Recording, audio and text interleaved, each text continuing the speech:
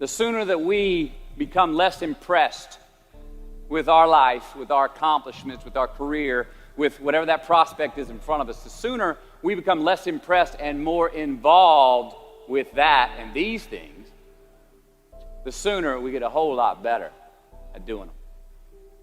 So, I'm going to talk to you about some things I've learned in my journey.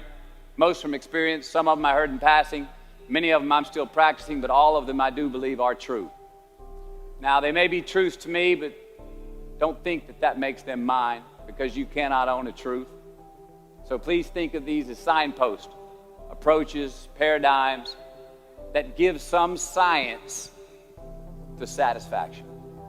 They're yours to steal, they're yours to share, liken to your own lives, to personally apply in your own lives, in your own way, should you choose to. So, here we go. Number one, life's not easy. Life is not easy. It is not. Don't try to make it that way. Life's not fair. It never was. It isn't now, and it won't ever be. Do not fall into the trap, the entitlement trap, of feeling like you're a victim. You are not. Get over it and get on with it. And yes, most things are more rewarding when you break a sweat to get them. Number two, I love this one. Unbelievable is the stupidest word in the dictionary. Should never come out of our mouths. Think about it. To say, oh, wow, what an unbelievable play. It was an unbelievable book, an unbelievable film, an unbelievable act of courage. Really? It may be spectacular, it may be phenomenal, most excellent or outstanding, but unbelievable? Give others and yourself more credit. It just happened. You witnessed it. You just did it. Believe it. What about the other side of unbelievable? You know, that side when we humans underperform or act out of our best character. For instance, man flies a suicide jet into the World Trade Center. Millions die from diseases every day that we have cures for. Bob the Builder swears that he's going to have your house built by Thanksgiving, and you can't move in until Christmas the next year. Our best friends lie to us, and we lie to ourselves all the time. Unbelievable? I don't think so.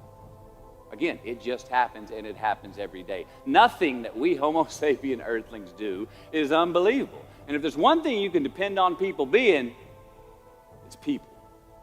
So we shouldn't be surprised. We, us, are the trickiest mammals walking the planet. I'm not worried about the monkeys. I'm worried about you and me. So acknowledge the acts of greatness as real, and do not be naive about mankind's capacity for evil, nor be in denial of our own shortcomings. Happiness is an emotional response to an outcome. If I win, I will be happy. If I don't, I won't. It's an if-then, cause and effect, quid pro quo standard that we cannot sustain because we immediately raise it every time we attain it. You see, happiness demands a certain outcome. It is result reliant. And I say if happiness is what you're after, then you're going to be let down frequently, and you're going to be unhappy much of your time. Joy, though, joy is a different thing. It's something else. Joy is not a choice. It's not a response to some result. It's a constant. Joy is the feeling that we have from doing what we are fashioned to do, no matter the outcome. Now, personally, as an actor, I started enjoying my work and literally being more happy when I stopped trying to make the daily labor a means to a certain end. For example, I need this film to be a box office success. You know, I need my performance to be acknowledged. I need the respect of my peers.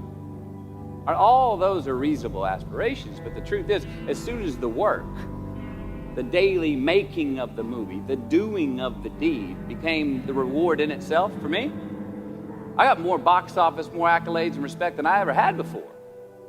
See, joy is always in process. It's under construction. It is in constant approach, alive and well in the doing of what we're fashioned to do and enjoying it. Number 4, define success for yourself. Define success for yourself. Now check this out. I'm in south of New Orleans a few years ago, and I went to a voodoo shop.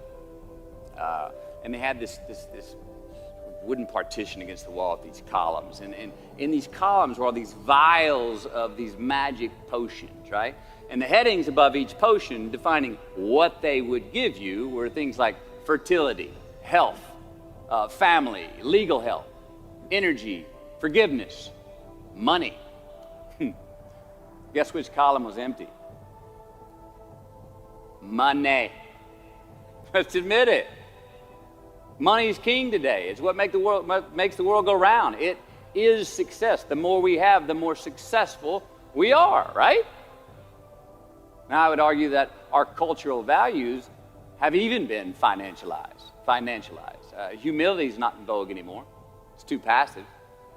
It's a get rich quick on the internet, richest 15 minutes of fame world that we live in, and we see it every day. But we all want to succeed, right? So the question that we got to ask ourselves is what success is to us, what success is to you. Is it more money? That's fine. I got nothing against money. I don't. Maybe it's a healthy family. Maybe it's a happy marriage. Maybe it's to help others, to be famous, to be spiritually sound, to leave the world a little bit better place than you found it. Continue to ask yourself that question. Now, your answer may change over time, and that's fine. But do yourself this favor. Whatever your answer is, don't choose anything that will jeopardize your soul. Prioritize who you are, who you want to be, and don't spend time with anything that antagonizes your character. Don't drink the Kool-Aid, man. It tastes sweet, but you will get cavities tomorrow. All right? Life is not a popularity contest. Be brave, take the hill, but first answer that question, what's my hill? So, how do I define success? For me, myself. Well, for me, it's a measurement of 5 things. We got fatherhood. We got being a good husband. We got my health, mind, body, and spirit. We got career, and we got friendships. These are what's important to me in my life right now. So I try to measure these 5 things each day. I check in with them. I like to see whether or not I'm in the debit section or the credit section with each one. Am I in the red or am I in the black? You follow? For instance, sometimes say my career is rolling. All right, it's way up here in the black, but I see how my relationship with my wife maybe could use a little bit more of my attention. I got to pick up the slack on being a better husband. Get that one out of the red. Or say my spiritual health could use some maintenance. It's down here, but hey, man, my friendships and my social life, they're in high gear, right? I got to recalibrate. Checks and balances. I got to go to church. Remember to say thank you more often. Something. But I got to take the tally because I want to keep all 5 in healthy shape. And I know that if I don't take care of them, if I don't keep up maintenance on them, one of them is going to get weak, man. It's going to dip too deep into the debit section. It's going to go bankrupt. It's going to get sick, die even. So first, we have to define success for ourselves. And then we have to put in the work to maintain it. Take that daily tally. Tend our garden. Keep the things that are important to us in good shape. I mean, let's admit it. We've all got 2 wolves in us. A good one and a bad one. And they both want to eat. The best I can tell, we just got to feed that good one a little more than the other one. Here we go. Number 5. Process of elimination is the first step to our identity. AKA, where you are not is as important as where you are. All right, 1992, I got my first job as an actor. 3 lines, 3 days work in a film called Dazed and Confused. All right. All right, all right, all right.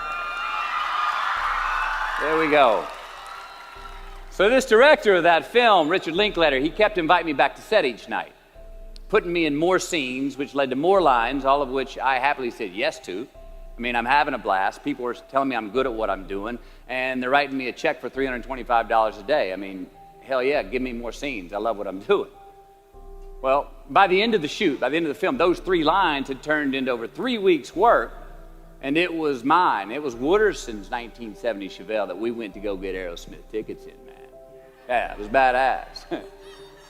Well, a few years ago, I'm watching this film again, and I noticed two scenes that I really shouldn't have been in. In one of these scenes, my character Wooderson, I exit screen left to head somewhere, and then I re-enter the screen and to double check if any of the other characters wanted to go with me. Now, in rewatching the film, and you'll agree if you know Wooderson, Wooderson's not a guy who would ever say, later, and then come back to see if you were sure you didn't want to go. Now, when Wooderson leaves, Wooderson is gone. He does not stutter, step, flinch, rewind, ask twice, or solicit. You know what I'm talking about. Wooderson has better things to do, like liking those high school girls, man, because I get older and they stay the same age. My point is, I should not have been in that scene. Shouldn't have come back. Should have exited screen left and never come back. But back then, making my first film, getting invited back to the set, cashing that check and having a ball, I wanted more screen time. I wanted to be in the scene longer and more and come back into the scene, right? But I shouldn't have been there. Wooderson shouldn't have been there. It is just as important where we are not as it is where we are. Look, the first step that leads to our identity in life is usually not, I know who I am. I know who I am. That's not the first step. The first step's usually, I know who I am not. Process of elimination. Defining ourselves by what we are not is the first step that leads us to really knowing who we are. You know that group of friends that you hang out with that they really might not bring out the best in you? You know, they gossip too much, or they're kind of shady. They really aren't going to be there for you in a pinch. Or how about that bar that we keep going to that we always seem to have the worst hangover from? Or that computer screen, right? That computer screen that keeps giving us an excuse not to get out of the house and engage with the world and get some real human interaction. Or how about that food that we keep eating, the stuff that tastes so good going down, it makes us feel like crap the next week, we feel lethargic and we keep putting on weight? Well, those people, those places, those things, stop giving them your time and energy. Just don't go there. I mean, put them down. And when you do this, when you do put them down, when you quit going there, and you quit giving them your time, you inadvertently find yourself spending more time and in more places that are healthy for you, that bring you more joy. Why? Because you just eliminated the who's, the where's, the what's, and the when's that were keeping you from your identity. Like, trust me, too many options, I promise you this, too many options will make a tyrant of us all. All right, so get rid of the excess, the wasted time. Decrease your options. If you do this, you will have accidentally, almost innocently, put in front of you what is important to you by process of elimination. Knowing who we are is hard. It's hard.